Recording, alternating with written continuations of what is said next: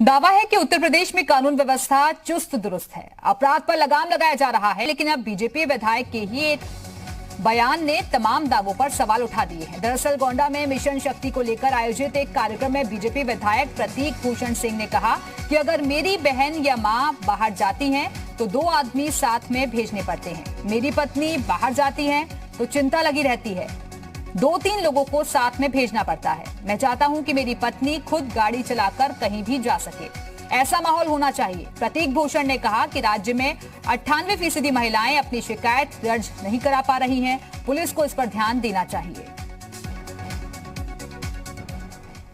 आज मेरे भी घर की अगर बहन मेरी बाहर जाती है तो 2 आदमी साथ में भेजना पड़ता है। अगर मेरी माता जी बाहर जाती है तो 1-2 औरतों को साथ में, 1-2 आदमी को, पुरुषों को साथ में भेजना पड़ता है। मेरी भी पत्नी है, मेरी पत्नी अगर बाहर जाती है तो मुझे चिंता लगी रहती है, 2-3 लोगों को साथ में भेजना पड़ता है। मैं चाहता हूं कम से कम मेरी पत्नी खुद गाड़ी चलाकर कहीं जा सके। मैं चाहता हूं कि मेरी बात यहां से आगे जाए कि क्राइम अगेंस्ट वुमेन असल में राष्ट्रद्रोह की श्रेणी में लेना चाहिए और इस पर तत्काल गंभीरता से कार्रवाई करना चाहिए।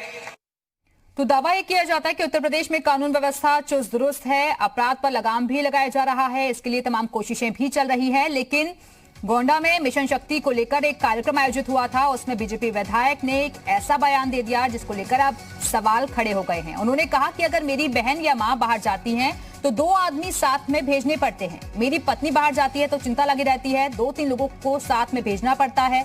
मैं चाहता हूं कि मेरी पत्नी खुद गाड़ी चलाकर कहीं भी आ जा सके, पूरी तरीके से वो सुरक्षित रहे, ऐसा माहौल होना चाहिए। प्रतीक भूषण ने कहा कि राज्य में 98% महिलाएं अपनी शिकायत दर्ज ही नहीं करा पा रही हैं। पुलिस को इस पर भी ध्यान देना चाहिए। तो कानून व्यवस्था को बेहतर करने के लिए लगातार कवायदें चल रही हैं, लेकिन बीजेपी के एक विधायक ही कई तरीके के सवाल खड़े कर रहे हैं कि अभी भी कई तरीके की खामियां हैं जिनको दुरुस्त करने की जरूरत है।